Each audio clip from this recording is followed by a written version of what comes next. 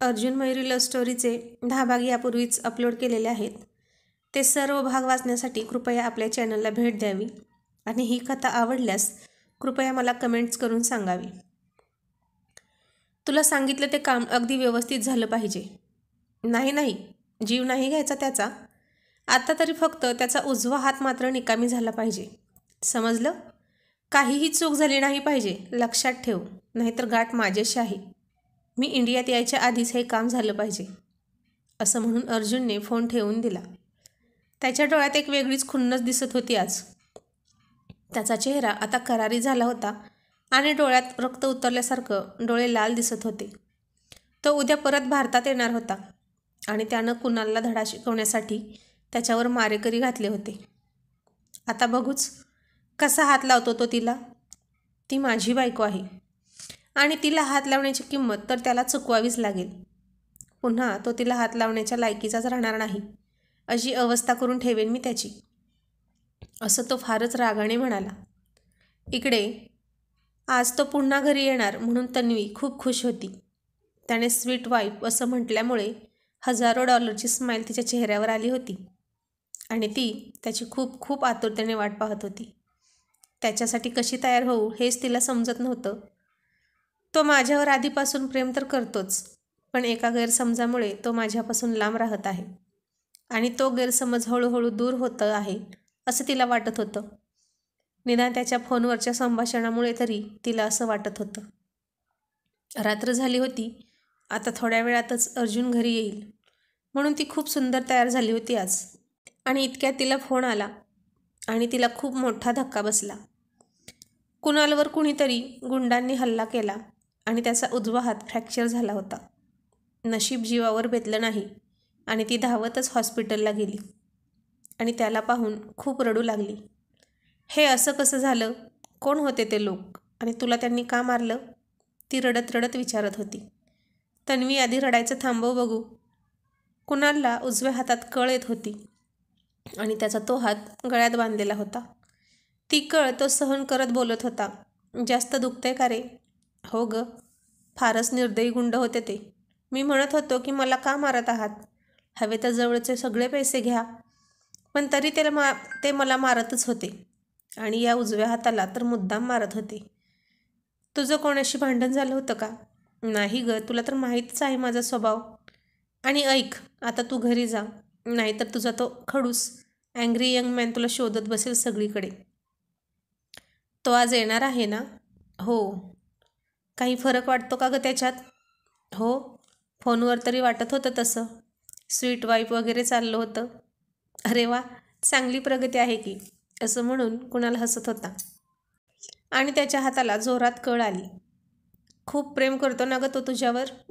हो ना, तिनं मान खाली घालून उत्तर दिलं आणि तिचं मनगट पाहिलं. त्यानं तिचं मनगट पकडलं होतं ते तिला आठवलं आणि तिच्या अंगावर शहारे आले. आणि इतक्यात हॉस्पिटलसमोर गाडी उभी राहिली. अर्जुन एअरपोर्टवरून घरी आला होता. तिच्यासाठी गिफ्ट घेऊन आला होता. तिचा चेहरा पाहण्यासाठी तो उतावीळ झाला होता. आज त्याला ती 8 दिवसांनी दिसणार होती म्हणून खूप खुश होता तो. पण आणखीन एक कारण होतं त्याच्या आनंदाचं. ते म्हणजे कुणाल हॉस्पिटलमध्ये होता. आता तो तिच्या आणि त्याच्यामध्ये येणार नव्हता असं त्याला वाटत होतं. त्यानं तिला घरभर शोधली पण ती सापडेना. नोकरांनी सांगितलं की ती हॉस्पिटलमध्ये गेली आहे, कारण तिनं तसं सांगून ठेवलं होतं, मागच्या वेळीसारखं व्हायला नको म्हणून. आणि अर्जुनच्या कपाळावर आठ्या पसरल्या. त्याने प्रचंड रागातच गाडी सुरू केली आणि थेट हॉस्पिटल गाठलं. त्याने हॉस्पिटलच्या पायऱ्या पळतच चढल्या. ताड ताड बूट वाजवत लांब लांब पावलं टाकत तो चालत होता. रिसेप्शनवर खूप रागातच त्यानं त्याचं नाव सांगून रूम नंबर विचारला. त्याचा गोरा चेहरा रागाने लालबुंद झाला होता. आज त्याचा नूर काही वेगळाच होता.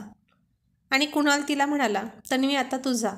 रात्र झाली आहे, उशीर व्हायला नको तुला. तुझा नवरा येईल घरी. त्याची बायको नाही दिसली तर घर डोक्यावर घेईल तो आणि इथे आला तर हॉस्पिटलसुद्धा.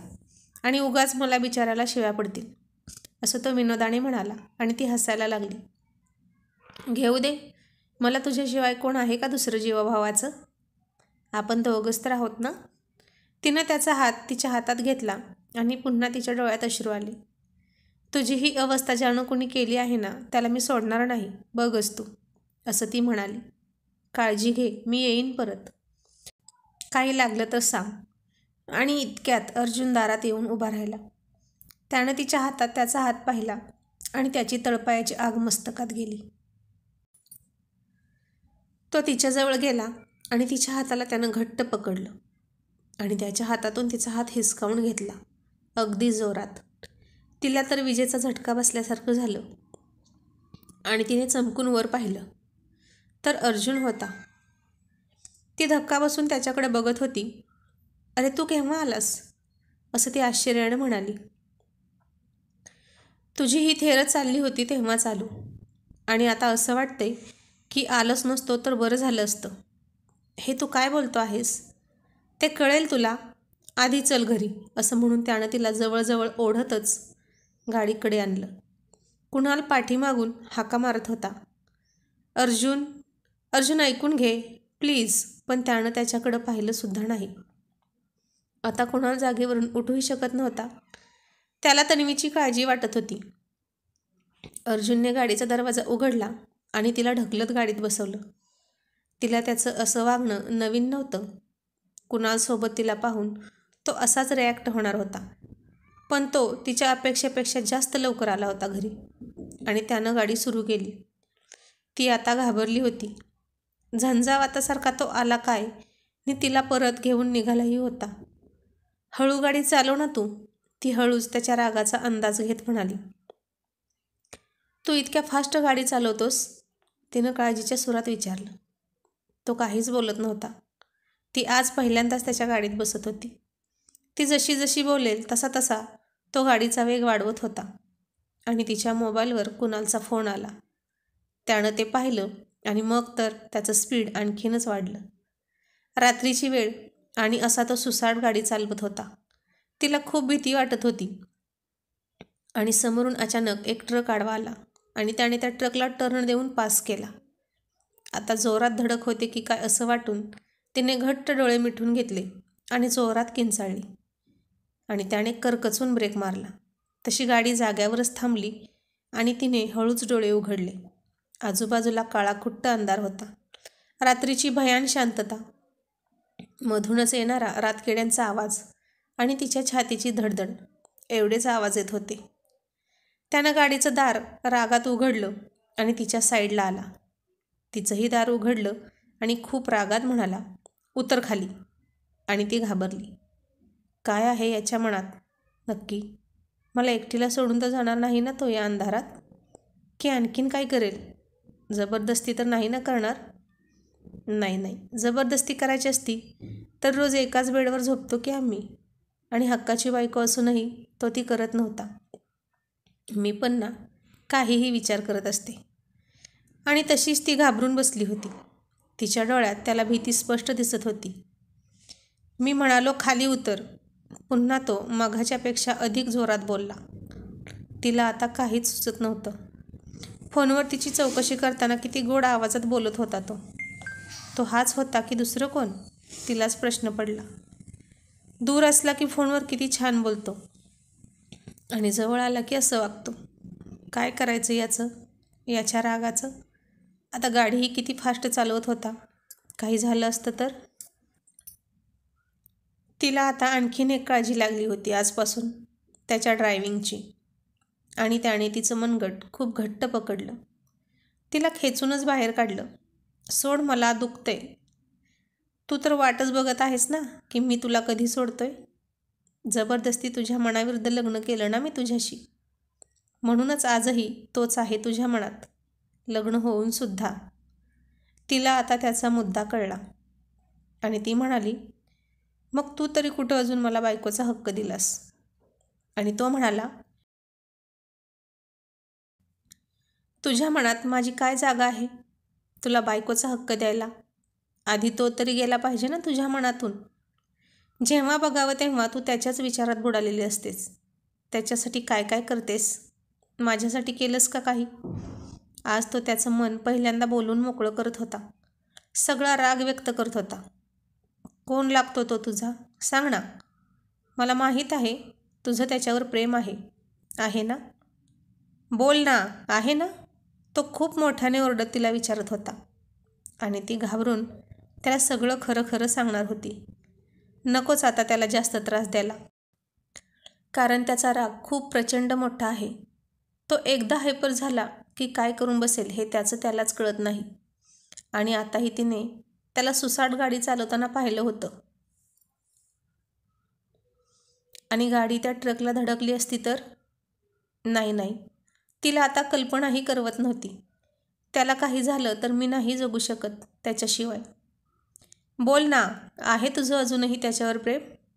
जोपर्यंत तो तुझ्या पूर्णपणे मनातून जात नाही तोपर्यंत मी तुझा स्वीकार तरी कसा करू? आज त्यानं खरंच त्याचं मन मोकळं केलं होतं.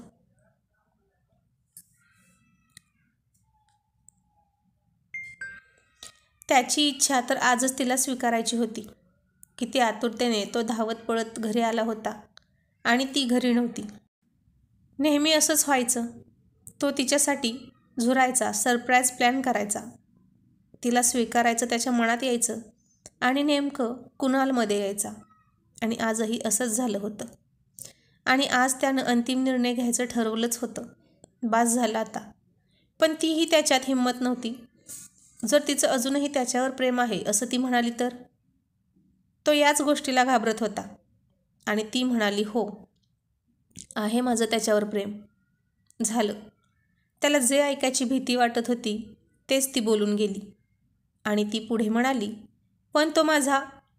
आणि ती त्याला सगळं सांगणार इतक्यात तो खूप जास्त रागात म्हणाला, बास, आता मला काहीही ऐकायचं नाही तुझं.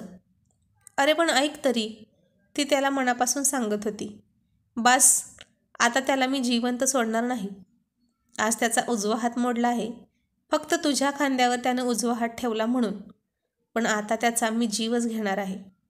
मग तर तू त्याला विसरशील ना? अर्जुन रागाच्या भरात सगळं खरं खरं बोलून गेला. तो इतका हायपर झाला होता की तो काय बोलतो हेच त्याला कळत नव्हतं. आणि तिला हे ऐकून फार मोठा धक्का बसला. काय? तू त्याला गुंड पाठवले होतेस मारायला? तू? ती त्याला धक्का देत विचारत होती. हो, मीच पाठवले होते. काय करशील? तुझी हिंमत कशी झाली असं वागण्याची? त्याचा जीव गेला असता तर? त्याला काही झालं असतं तर? तर काय? तुलाही खूप वाईट वाटलं असतं ना? आता कशी त्याचा हात हातात घेऊन बसली होतीस? तसाच हात हातात घेऊन बसण्याची संधी मिळाली असती ना तुला? पण माझंच चुकलं. त्याला जीव मारा असंच सांगायला हवं होतं. उगाच त्याला जिवंत सोडलं. तिनं आता डोक्यालाच हात लावला. असा कसा वागू शकतो तू? तिला आता त्याचा खूप राग आला होता. आणि ती त्या रागातच त्याची कॉलर पकडून त्याला चॅलेंज देत म्हणाली, यापुढे जर तू त्याच्या केसालाही जर हात लावलास तर याद राख, गाठ माझ्याशी आहे. तो तिचं हे रूप आजच बघत होता. त्या भयान काळोखात दोघेही फार फार चिडले होते. त्यानेही तिचे कॉलर पकडलेले हात तसेच पकडले आणि म्हणाला, काय करशील तू? सांग ना, काय करशील? जीव घेशील माझा? त्याच्यासाठी स्वतःच्या नवऱ्याचा जीव घेशील? आणि त्या रागातच ती त्याला म्हणाली, आता तुला मी कधीच खरं सांगणार नाही. तुझा माझ्यावर जराही विश्वास नाही. आधी तो विश्वास तू परत आण, मगच तू माझ्याशी बोल. कारण नवरा बायकोच्या नात्यात विश्वास असणं फार महत्त्वाचं असतं. विश्वास हा प्रेमापेक्षाही जास्त महत्त्वाचा असतो. तू इतक्या खालच्या थराला जाशील असं मला वाटलं नव्हतं कधीच. आणि तिने त्याची कॉलर सोडली. त्याला आता तिचं बोलणं ऐकून फार मोठा धक्का बसला होता. कारण ती खूप ठामपणे बोलत होती. तिचा आवाज धारधार वाटत होता. काय आहे त्याच्यात एवढं जे माझ्यात नाही? का ती एवढं प्रेम करते त्याच्यावर? त्याला काहीच समजत नव्हतं आणि त्याचं डोकं काम करत नव्हतं. माझं चुकलं तर नाही ना त्याला मारायला गुंड पाठवून? दोघंही बराच वेळ शांत होते. कोणच कोणाशी बोलत नव्हतं. प्रेमाचं तर सोडूनच द्या, पण भांडत पण नव्हते आणि एकमेकांकडे बघतही नव्हते. मग शेवटी तोच गाडीत बसत तिची गाडीत बसण्याची वाट पाहत होता. तो आता शांत झाला होता आणि ती चिडली होती. त्याचा राग तिच्या जास्त रागाने कमी झाला होता. लोहा लोहे को काटता है अशी परिस्थिती होती त्यांची. तो तिची वाट पाहत होता, पण ती मात्र आत बसत नव्हती. त्यानं तिला हॉर्न दिला, पण ती जागची हलली नाही. उलट हाताची घडी घालून रागाने तोंड फिरवून बसली. त्याही परिस्थितीत त्याला थोडंसं हसू आलं, पण थोडंसंच हां. खूपच क्यूट दिसत होती ती. बराच वेळ त्यानं तिची वाट पाहिली. मग तो पुन्हा खाली उतरला आणि हळूच खालच्या आवाजात तिला म्हणाला, चल गाडीत बस. ती गप्पच. तन्वी गाडीत बस. पुन्हा त्याचा आवाज वाढला. माझ्यावर आवाज चढवायचा नाहीस हं. माझ्यावर आवाज चढवायला तू कोण आहेस माझा? आणि काय हक्क आहे तुझा माझ्यावर? बायको आहेस तू माझी, तो म्हणाला. ते नुसतं जगाला दाखवायला. तुझ्यात आणि माझ्यात खरं काय नातं आहे हे आपल्याला माहीत आहे. त्यामुळे मला आवाज चढवून बोलायचं नाही. मी फक्त तुझी कायद्याने बायको आहे. त्याला आता काय करायचं ते कळेना, कारण त्याला ती इतकी चिडलेली कधीच पाहिली नव्हती त्यानं. आणि इतकी ती बोलू शकते, इतकी चिडू शकते हे त्याला आजच कळलं होतं. एरवी शांत शांत राहणारी ती आज खूपच त्याला वेगळी वाटत होती. तेही त्याच्यासाठी. कुणासाठी? ती माझ्यावर, स्वतःच्या नवऱ्यावर चिडली होती. मग तो पुन्हा आवाज खाली घेत म्हणाला, गाडीत बस. रात्र खूप झाली आहे आणि ही जागा सेफ नाही. तुला भीती वाटत असेल तर तू जा, मी नाही येणार. आणि तू काय वाघीण लागून गेलीस का? म्हणे तुला भीती वाटत असेल तर जा तू. आता त्यानं दातओठ खात मुठी आवळल्या आणि जोरात मूठ गाडीवर मारली. काय करायचं हिचं, असं मनात म्हणाला. तुला इथं अशी रात्री अपरात्री एकटी सोडायला लग्न केलं आहे का मी? किती हट्टी आहे ही. बायकोचा हट्ट जगातला सर्वात कठीण हट्ट असतो हे फक्त ऐकलं होतं, पण आज अनुभवत होता तो. मग तो म्हणाला, आता शेवटचं विचारतो, तू गाडीत बसतेस की नाही? नाही, ती त्याच्याकडे पाठ करून म्हणाली. तू अशी नाही ऐकणार. म्हणत त्यानं तिला अलगद फुलासारखं त्याच्या बळकट मिठीत उचललं आणि त्याच्या अचानक अशा वागण्याने ती आश्चर्यचकित होऊन गेली. सोड सोड मला, ती त्याला रागातच म्हणत होती. पण तो आता तिचं काहीच ऐकत नव्हता. त्याच्या स्पर्शाने ती मोहरली. तिच्या शरीरभर रोमांच लहरी उठत होत्या आणि गालातल्या गालात हसू लागली. पण रात्रीच्या अंधारात तिचं स्मित हास्य त्याला दिसलं नाही आणि तोही गालातच मंद मंद हसत होता.